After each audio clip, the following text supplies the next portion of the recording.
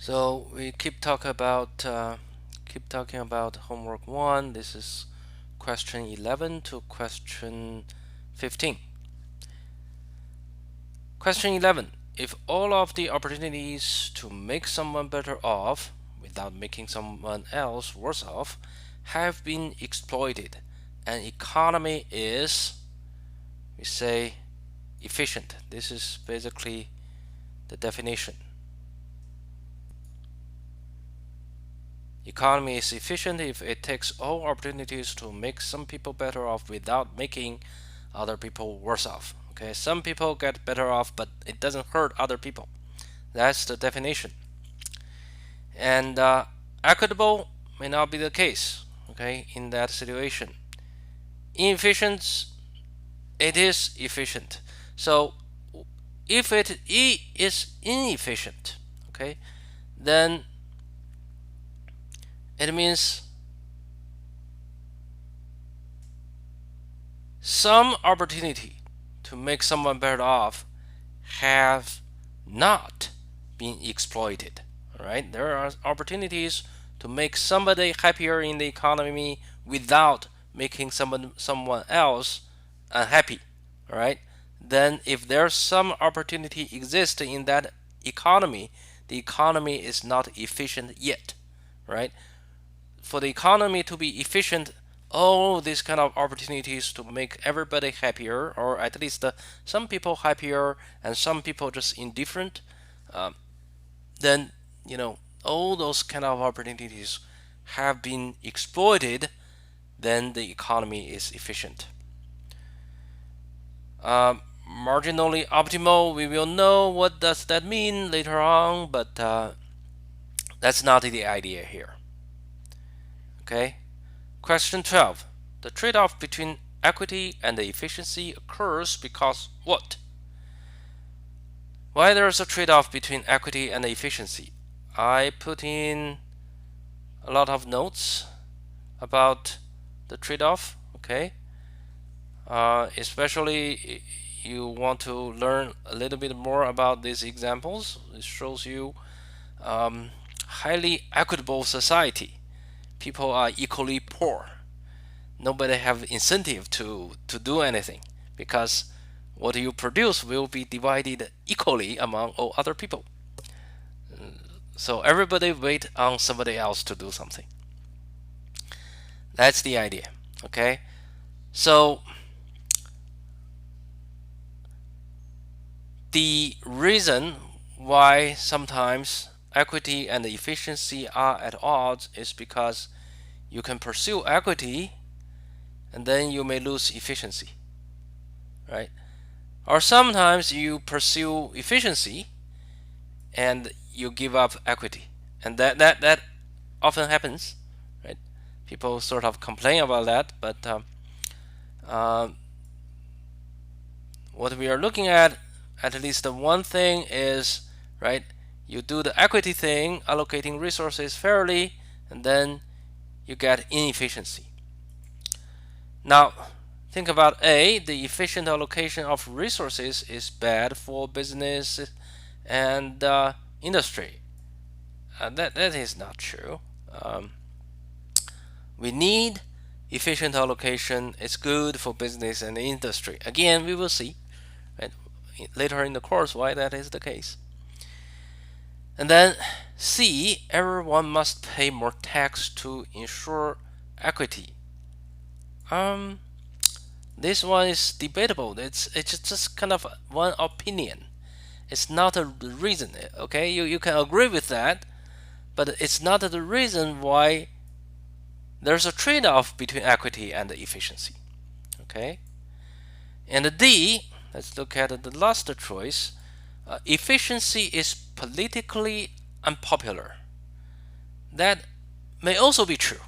Okay, or say what is popular, seeking equity is very popular, always popular, but it's not the reason why equity and efficiency are at odds. Okay, so you should know which answer is the right one. Let's look at question 13. When markets fail, a government intervention may help. That is one of the idea, right? Markets usually lead to efficiency. That's our punchline. But sometimes it cannot achieve efficiency. Then government intervention may improve the society's welfare. That's the idea. Okay, so that's fine. Market fail B. Let's look at B. The market realizes the maximum possible gains from trade given the available resources. It means the market reached efficiency. The market didn't fail, right? So B. Let's look at C. There may still be efficient allocation of resources. All we are saying is that when markets fail, right, the allocation of resources is not efficient. All right. So obviously C is what? D. When markets fail, no goods and services are produced. That's not what we are saying. We are just saying the market may actually produce more than the efficient quantity or less than the efficient quantity. It's just not at the efficient level. Okay, it deviated from the best possible outcome. That's when markets fail for the society, right? So when the market can reach efficiency, it produces to a level that maximize the society's welfare. Okay, kind of give us the best result given all the available resources and technologies. Okay, but when markets fail, it can still do something. The people in the market are still doing something. It's just that what they're doing is not the most efficient level. They may be doing it too much, they may be doing it too little. Okay, question 14. When a factory closes, why is it bad news for the local restaurants? Now this one, if you think about it, common sense, right? A factory closes, a lot of people lose their jobs, they do not have money to spend at a local restaurant. So that's the bad news for local restaurants. Right? Unemployed factory workers have lower incomes and are less likely to dine out. Now let's examine ACD. Sales taxes are likely to increase. Well, that's one possibility. One possibility, but less. There may be just less workers who need the government help, and the government do not need to spend so much money, so they may not need to increase the sales tax.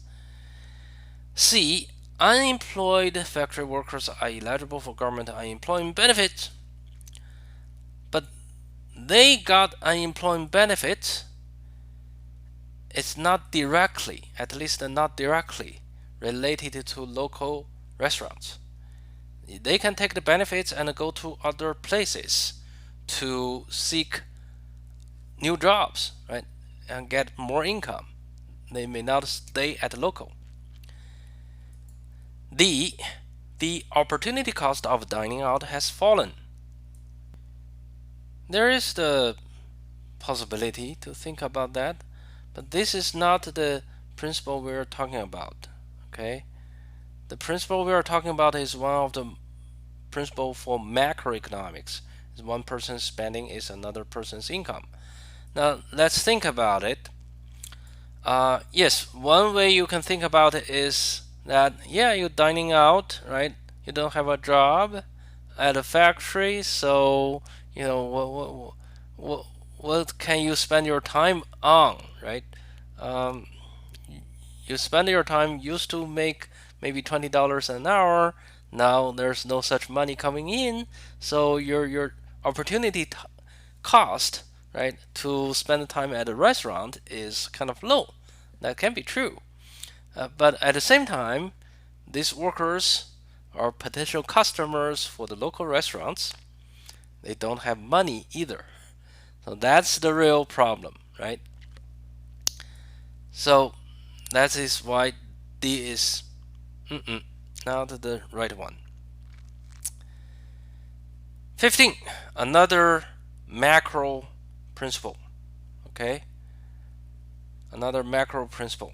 Several of these first chapter principles are macroeconomics content, but we also kind of need to scratch the surface on that. Okay, let's look at a question. During the Great Depression, consumers and producers in the United States dramatically reduced their spending relative to the quantity of goods and services available at the time. Which economic principle does this statement best represent? Well, we know it's the overall spending, right, can deviate away from the economy's productive capacity. That's the idea.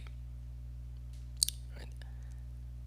All right, A, choices are necessary because resources are scarce. That's a microeconomics principle, so it's kind of irrelevant here, right?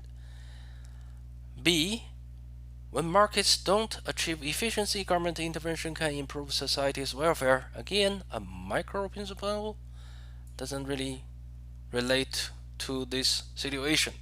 This is a situation for the overall economy. Okay, everybody in the economy doing things together, and the result is not quite good. Right? Now, C, overall spending sometimes gets out of line with the economy's productive capacity. That's the macro principle we just looked at. D, government policies can change spending. Yes, there is that principle, the 12th principle. Government policies can change spending, right? When people don't spend enough money, the government starts to spend money to boost the economy. That's one of the modern macroeconomics understanding. But it is the solution, right? It's the solution for this problem, the Great Depression era problem. People do not consume enough. The economy did not operate at the full capacity. That's the problem we are describing. And which one is that problem? There's a better one than this solution. D is the solution. Okay? It is not the answer to best represent, right? Best represent. The question is about best represent this situation. The situation is a problematic situation. So we describe the problem. All right, that's question 11 to 15 for homework 1.